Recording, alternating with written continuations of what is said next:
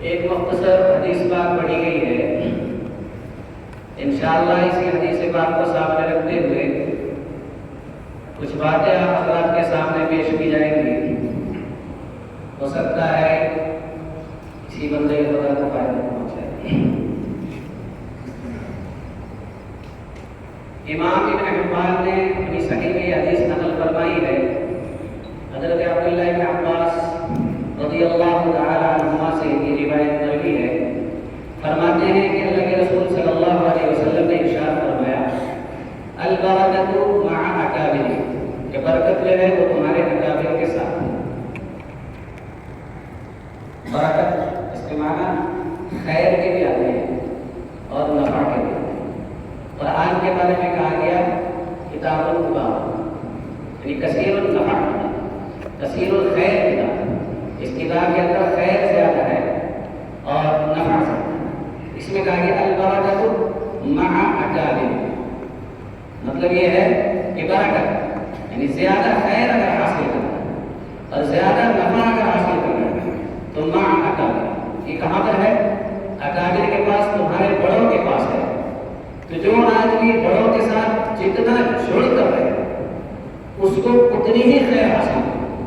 جو آدمی اپنے بڑوں کے ساتھ جتنا مربوط رہے اس کو اتنا ہی زیادہ نفع حاصل. ہر شخص خیر کا طالب اور نفع کا کہاں ہوتا ہے تو اس کی آسان سی ترکیب ہے البرکۃ مع اکابر، کہ برکت خیر اور نفع اکابر کے پاس ہے نا تو ان کے ساتھ جڑ جائے آدمی تاکہ وہاں سے خیر و برکت حاصل ہو جائے. یہ آسان سا طریقہ ہے. مکی دور میں ایک آیت نازل ہوتی ہے. اللہ تبارک و تعالیٰ سورۃ النحل میں آیت ہے، مختصر سا ٹکڑا ہے. فرمایا کہ اتبع ملت ابراہیم حنیفا. اللہ تعالیٰ نے سید الانبیاء جناب محمد رسول اللہ صلی اللہ علیہ وسلم کو حکم دیتے کہ اتبع ملت ابراہیم حنیفا، کہ ملت ابراہیم کی پیروی کی. یہ تو حکم ہوا اللہ تعالیٰ کا. رزلٹ نتیجہ مدینے میں جا کر سورہ آل عمران میں اللہ تبارک و تعالیٰ سناتا ہے ان اول الناس بابراہیم للذین اتبعوا وهذا النبی والذین آمنوا. تو پہلے حکم دیا گیا اور پھر اس کا نتیجہ اور اس کا رزلٹ اللہ تعالیٰ نے سنا دیا. پہلے حکم دیا اتبع ملت ابراہیم، کہ ملت ابراہیم کی اتباع اور پیروی کریں، یہ حکم دیا. اور پھر رزلٹ اور نتیجہ کیا سنایا؟ ان اول الناس بابراہیم، اولا بمعنی اقرب، کہ ابراہیم کے سب سے زیادہ قریب کون ہے؟ فرمایا الذین اتبعوا، ابراہیم کے سب سے زیادہ قریب وہ ہیں جنہوں نے خود حضرت ابراہیم علیہ السلام کے زمانے میں ان کی پیروی کی، ان کے اوپر ایمان لائے، ان کی ہدایت کے مطابق انہوں نے زندگی گزاری. پھر اس کے بعد وہذا النبی، پھر اللہ تعالیٰ کہتا ہے ابراہیم کے سب سے زیادہ قریب اب کون ہے؟ فرمایا ھذا النبی، یہ نبی جسے دنیا محمد رسول اللہ صلی اللہ علیہ وسلم کے نام سے جانتی ہے، اب یہ ابراہیم کے سب سے زیادہ ہے. پھر فرمایا والذین آمنوا، جو محمد رسول اللہ صلی اللہ علیہ وسلم پر ایمان لے آئے گا وہ بھی ابراہیم کے سب سے زیادہ قریب ہے. ایک دور تھا آپ کی طالب علم کا، ایسے ہی جس مکی دور میں حکم دیا جاتا ہے اتبع ملت ابراہیم، اس کے بعد مدنی دور میں جا کر کے اس کا رزلٹ اور نتیجہ سنایا جاتا ہے. تو اقرب ہونے کا رزلٹ اور نتیجہ کیوں سنائے؟ کیونکہ اتباع میں کمال کر دیا جناب محمد رسول اللہ صلی اللہ علیہ وسلم نے. جب اتباع کے کامل مرتبے کو پہنچ گئے ملت ابراہیم تو پھر اللہ تعالیٰ نے یہ نتیجہ سنایا اول الناس بابراہیم. تو ایسے آپ کو بھی زمانے طالب علم میں آپ کے اساتذہ نے ہدایتیں دی ہوں گی، کچھ ہدایتیں دی ہوں گی. اب رزلٹ کا ہوتا ہے، اب کیا رزلٹ اور نتیجے کا ہوتا ہے. اب آپ کے لیے اپنے اساتذہ کے سب سے قریب کون ہے؟ سیدھی سی بات یہ ہوگی ہدایتوں کی سب سے زیادہ پیروی کس نے کی؟ ہدایتوں کی سب سے زیادہ پیروی کس نے کی ہے؟ جو اپنے اساتذہ کی ہدایتوں کی سب سے زیادہ پیروی کرے گا، جو اپنے اساتذہ کی ہدایتوں کی سب سے زیادہ پیروی کرے گا، ان کی ہدایات کے مطابق کام کرے گا، وہ اقرب الیہ ہوگا، سب سے زیادہ ان کے قریب ہوگا. جیسے کہ یہاں پر اللہ کے نبی صلی اللہ علیہ وسلم نے حضرت ابراہیم کی سب سے زیادہ اتباع کی، اول الناس ابراہیم کا نتیجہ سنایا گیا. تو آپ بھی اگر یہ چاہتے ہیں کہ اپنے اساتذہ کے سب سے زیادہ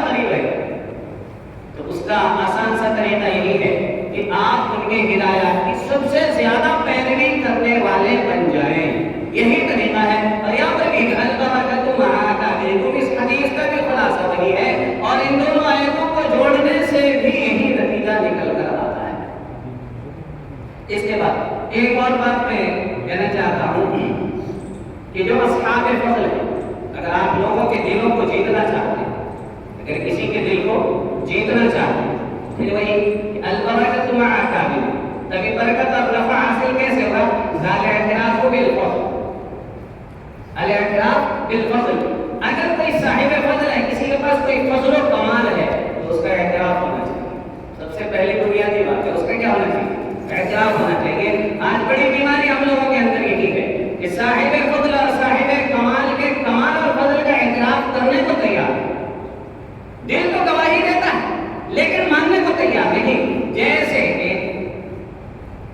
حضرت موسیٰ علیہ السلام کے زمانے کا نقل کیا فرض ہے کہ وَجَحَدُوا بِهَا، کہ ویسے تو زبان سے انکار کر رہے تھے لیکن وَاسْتَيْقَنَتْهَا أَنفُسُهُمْ، دل کیا کر رہا تھا؟ یقین کر رہا تھا ان کے فضل کا، ان کے کمال کا، ان کی حقانیت کا، ان کی صداقت کا اعتراف کر رہا تھا۔ تو ایسے ہی ان کے جو اعمال ہوتے ہیں، ان کے اقوال ہوتے ہیں، اس کے تناظر اور اس کی روشنی میں ہم ان کے فضل کو، ان کے کمال کو مان سکتے ہیں، لیکن بس ایک معاصرت جو ہوتی ہے، یہ تو میرا ساتھی ہے، میرے سامنے ہی تو پڑھتا تھا، میرے سامنے ہی تو پڑھتا تھا، اور اسی طریقے سے یہ تو مجھ سے بھی نیچے تھا، تو یہ فضل کا اعتراف کرنے سے انسان کو روک دیتا ہے۔ تو ایسا نہیں ہونا چاہیے، بلکہ الاعتراف بالفضل، کہ اگر کسی کے اندر کوئی فضل ہے، کوئی کمال ہے، کوئی خوبی ہے، تو کھلے دل سے اس کا کیا کریں، اعتراف کریں، مانیں اور استقبال کریں۔ اس سے آپ کی حیثیت بڑھے گی، حیثیت گھٹے گی نہیں۔ تو آج جو ہے اس میں بہت کمی اور کوتاہی کر رہے ہیں ہم لوگ، اس میں کمی کوتاہی سے احتراز کریں۔ ایک اور بات کہ آج کل ایک یہ بھی عام طور پر دیکھا جاتا ہے کہ ہم لوگ کام کر رہے ہیں، مدارس میں بھی کام کر رہے ہیں، مسجدوں میں بھی کام کر رہے ہیں، عوام الناس میں بھی جا کے کام کر رہے ہیں، لیکن ہماری باتوں میں اثر پیدا نہیں ہوتا۔ ہم کام تو کرتے ہیں لیکن اس کام کا اثر دکھائی نہیں دیتا۔ ہم باتیں تو کرتے ہیں اور طرح طرح کے منصوبے بھی اور طرح طرح کی تدبیریں بھی اختیار کرتے ہیں، لیکن سب لاحاصل۔ وجہ کیا ہے؟ وجہ حضرت شیخ عبد القادر جیلانی رحمۃ اللہ علیہ کی زبانی سناتا ہوں۔ حضرت شیخ عبد القادر جیلانی رحمۃ اللہ علیہ کے سامنے بھی کسی نے یہی سوال کیا کہ حضرت آپ کے چند جملوں میں اتنا اثر ہوتا ہے، ہم تو گھنٹوں دین کی باتیں بتاتے ہیں، وعظ و نصیحت کرتے ہیں، لیکن ہماری باتوں میں اثر نہیں ہوتا ہے، کیا وجہ ہے اس کی؟ حضرت نے فرمایا کہ دیکھو، ہم لوگوں کا اصول اور دستور یہ تھا، جیسے مثال کے طور پر ایک گھڑا ہے، ایک گلاس ہے، ایک جگ ہے، بوتل ہے، اگر آپ اس کو پورا بھریں گے، اس کے بعد پانی ڈالیں گے، تب کیا ہوگا؟ وہ پانی باہر گرنے لگے گا۔ اب اس کے اندر جگہ نہیں، اب اس کے اندر کیا نہیں، وہ فل ہو چکا۔ اب فل جو ہوگا تو اس کے بعد وہ پانی کیا ہوگا؟ باہر نکلنا شروع ہو جائے گا۔ تو فرمایا پہلے ہم لوگوں نے اپنے اکابر اور اسلاف کے پاس رہ کر اپنے آپ کو بھرا ہے، جیسے گھڑے کو بھر دیا جاتا ہے۔ پھر جب دیکھا کہ ہم پوری طرح بھر چکے ہیں، تو اس کے بعد جو زیادہ تھا، جو ہم اپنے اندر رکھ نہیں سکتے تھے، تو پھر جو نکلا ہے اس کا اثر پہنچا ہے لوگوں کو۔ لیکن آج ہوتا کیا ہے کہ دو چار باتیں سیکھے اور اس کے بعد کیا کرتے ہیں؟ دوسروں کو فیضیاب کرنا شروع کر دیتے ہیں۔ نتیجہ کیا نکلتا ہے کہ ابھی تو گلاس خالی ہی تھا، ابھی تو گھڑا کیا تھا؟ خالی ہی تھا۔ اب جو اس میں سے ایک گلاس نکال لیا گھڑے میں سے، ایک گلاس تو اور کم ہو گیا، ایک گلاس تو کیا ہو گیا؟ کم ہو گیا۔ اسی لیے دن ب دن جو ہے علمی سطح اور گھٹتی چلی جاتی ہے، بجائے اس کے کہ وہ بڑھے۔ اسی لیے کہا گیا البرکۃ مع اکابرکم، اس لیے جڑ کر رہیں، اس لیے کہہ رہے ہیں جڑ کر رہیں۔ جب جڑ کر رہیں گے تو گھڑا اگر ایک گلاس اس میں سے نکلے گا نا، تو ادھر سے دو گلاس آپ کے اندر آ بھی جائے گا، تو گھڑا آپ کا خالی نہیں ہوگا نا، تو آپ کا فیض مسلسل پہنچتا رہے گا، چونکہ آپ بھر چکے ہیں، کامل اور مکمل ہو چکے ہیں اندر سے۔ تو اس کے بعد جو پانی آپ کے اندر سے نکلے گا وہ زیادہ سیرابی کا سبب بنے گا لوگوں کے لیے۔ اس لیے کبھی بھی اپنے آپ کو اپنے اکابر سے مستغنی نہ سمجھیں، نہ سمجھیں، نہ سمجھیں، یاد رکھیں اس بات کو۔ اس کے بعد جب ہم نہیں سمجھتے ہیں اس بات کو تو خود پسندی میں مبتلا ہو جاتے ہیں، جس کے نتیجے میں کیا کرتے ہیں، ہم دعویٰ کرنا شروع کر دیتے ہیں۔ کیا کرتے ہیں؟ طرح طرح کے دعوے کرنے شروع کرتے ہیں۔ آئیے میں آپ کو ایک حدیث سناتا ہوں۔ ابھی 2-4 دن پہلے یہ روایت میری نظر سے گزری، اور جب نظر سے گزری تو ایک عجیب کیفیت تاری ہوئی اس حدیث کو پڑھ کر۔ حضرت عمر بن خطاب رضی اللہ تعالیٰ عنہ اس روایت کو نقل کرتے ہیں۔ اللہ کے رسول صلی اللہ علیہ وسلم نے ارشاد فرمایا کہ یظہر الاسلام، کہ اسلام کا غلبہ ہوتا جائے گا، ہوتا جائے گا، ہوتا جائے گا۔ پھر اللہ کے نبی صلی اللہ علیہ وسلم نے فرمایا اور باتیں سب بتائی، پھر آخر میں ایک جملہ فرمایا ثم یظہر قوم، پھر کچھ ایسے لوگ بھی نمودار ہوں گے، اس دنیا میں آئیں گے، یقرؤون القرآن، جو کیا کریں گے، قرآن پڑھیں گے، ناظرہ بھی پڑھیں گے، حفظ بھی کریں گے، تفسیر بھی پڑھیں گے، تجوید بھی پڑھیں گے، ہر جگہ علوم قرآنیہ سب کے سب حاصل کر لیں گے۔ اس کے بعد یقولون، دعویٰ کریں گے، کہتے ہوئے نظر آئیں گے، من اقرأ منا، ہم سے بڑا قاری کون ہے، من اعلم منا، ہم سے زیادہ علم والا کون ہے، من افقہ منا، ہم سے زیادہ سمجھدار علم و فقہ رکھنے والا کون ہے۔ اس طریقے کے دعوے شروع کر دیں۔ اللہ کے نبی صلی اللہ علیہ وسلم قال لاصحابہ، پھر اللہ کے نبی صلی اللہ علیہ وسلم نے اپنے اصحاب سے کہا هل فی اولئکم خیر، کیا تمہیں ان لوگوں میں کوئی خیر نظر آتی ہے، بھلائی نظر آتی ہے؟ صحابہ کرام نے کہا اللہ کا رسول عالم، اللہ اس کے رسول بہتر جانتے ہیں، اللہ اس کے رسول بہتر جانتے ہیں۔ تب اللہ کے نبی صلی اللہ علیہ وسلم نے فرمایا کہ میں تمہیں بتاتا ہوں کہ یہ لوگ جو ہے اولئک منکم من هذه الامہ، یہ لوگ جو اس طرح کے دعوے کریں گے وہ تم ہی میں سے ہوں گے، اسی امت کے افراد میں سے ہوں گے۔ اور فرمایا وہم وقود النار، یہ سب جہنم کے ایندھن بنیں گے، یہ سب کیا بنیں گے؟ اس لیے اس طرح کے الٹے سیدھے دعوے کرنے سے بچیں۔ کیوں؟ اس طرح کا دعویٰ کرنا جو ہے یہ تکبر پہ دلالت کرتا ہے، یہ کیا کرتا ہے؟ کبر پہ دلالت کرتا ہے۔ صحیح مسلم کی روایت ہے، اللہ کے نبی صلی اللہ علیہ وسلم نے ارشاد فرمایا لا يدخل الجنہ من کان فی قلبہ مثقال ذرۃ من کبر، کہ جس کے دل میں رائی کے دانے کے برابر بھی کیا ہوگا، ذرے کے برابر بھی اگر کبر ہوگا وہ جنت میں نہیں جا سکے گا، جنت میں۔ تو اس لیے الٹے سیدھے دعوے کرنے سے اپنے آپ کو بچا کر رکھیں، الٹے سیدھے دعوے کرنے سے بچا کر رکھیں۔ بالکل نہ کہا کرے من اقرأ منا، من اعلم منا، من افقہ منا، اس طرح کے جملے اللہ کے نبی صلی اللہ علیہ وسلم نے بہت پہلے بتا دیے کہ لوگ اس طرح کے جملے کہا کریں گے۔ اپنے آپ کو اس پیشین گوئی سے بچانے کی کوشش کریں، یہ نہیں کہ اللہ کے نبی صلی اللہ علیہ وسلم نے کہہ دیا آپ کو میں ہونا ہی ہوں، ایسا نہیں۔ پیشین گوئیاں اس لیے نہیں کی جاتی ہے، جیسے اگر کہا جائے کہ بلاسپور میں کیا ہے کورونا کی بیماری آنے والی ہے تو اس کا مطلب نہیں کہ ہر آدمی تیار ہو جائے کہ مجھے کورونا ہو جائے، نہیں، بلکہ ہر آدمی اپنے آپ کو بچانے کی کوشش کرتا ہے۔ تو اللہ کے نبی صلی اللہ علیہ وسلم نے جب پیشین گوئی فرمائی ہے تو ہم میں سے ہر شخص کی ذمہ داری بنتی کہ اپنے آپ کو اس بیماری سے بچانے کی کوشش کرے۔ اس لیے دعویٰ کرنے سے کیا کریں، بچیں، کسی قسم کا دعویٰ نہ کریں، اپنے آپ کو مٹائیں، اپنے آپ کو مٹانا سیکھیں، اپنے آپ کو مٹانا سیکھیں۔ پھر اللہ تبارک و تعالیٰ ایسی ایسی بلندی اور رفعتیں دے گا کہ آپ اس کا تصور بھی نہیں کر سکتے، لیکن مٹانا ہوگا رفعت حاصل کرنے کے لیے، بلکہ للہ، اللہ کے لیے، من تواضع للہ، جیسا کہ حدیث پر شاہد ہے۔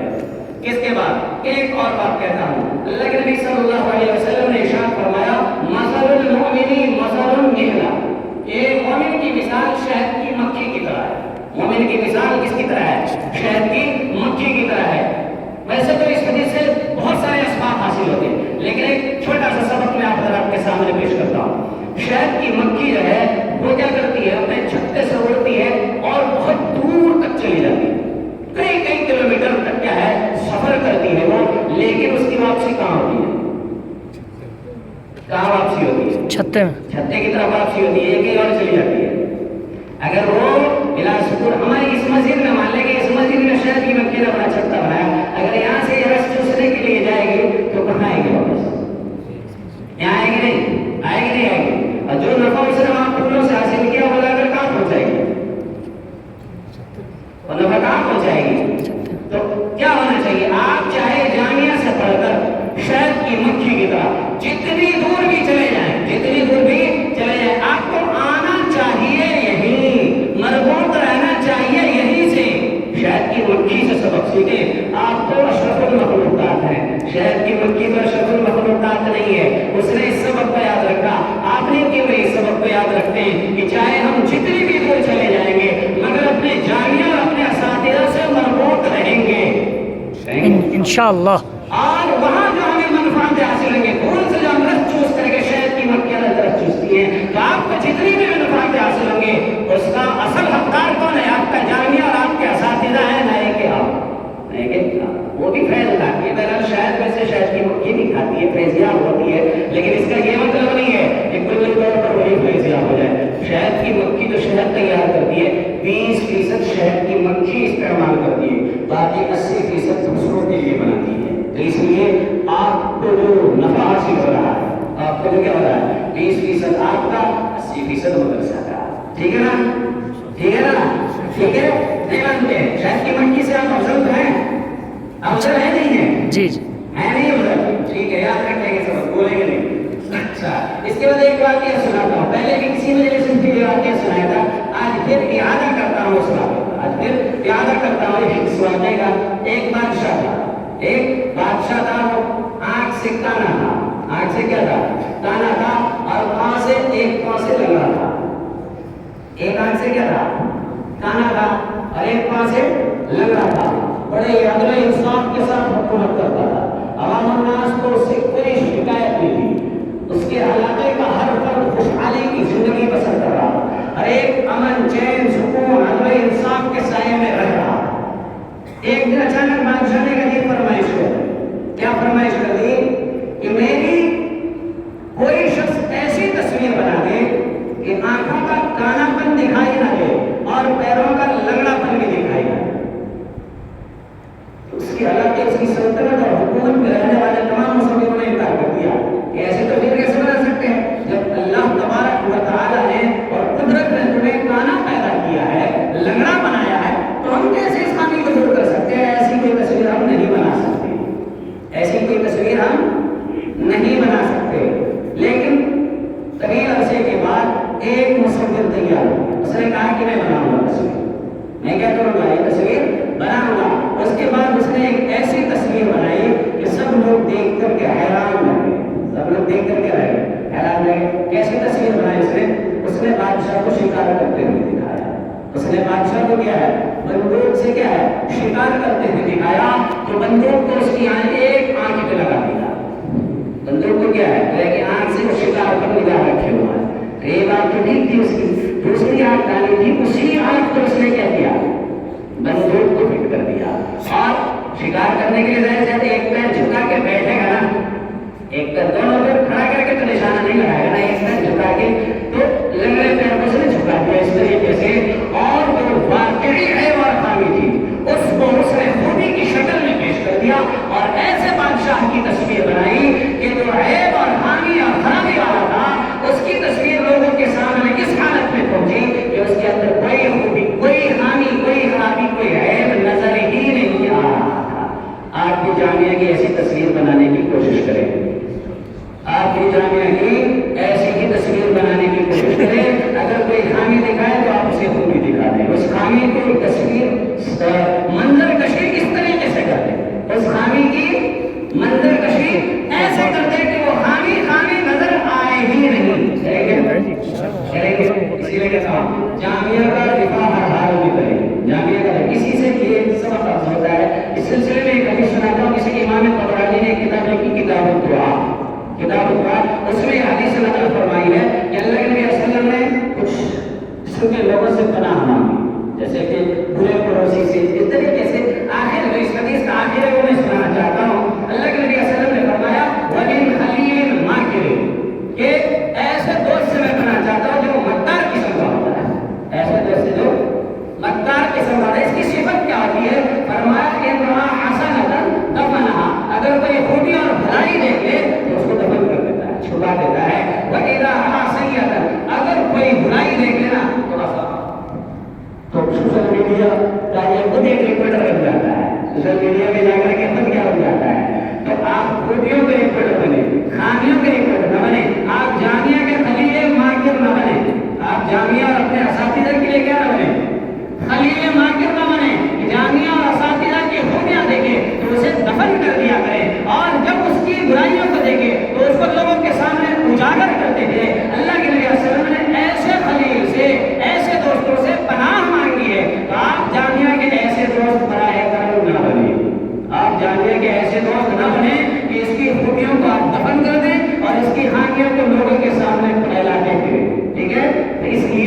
جامعہ کا ہر حال میں کیا کرے؟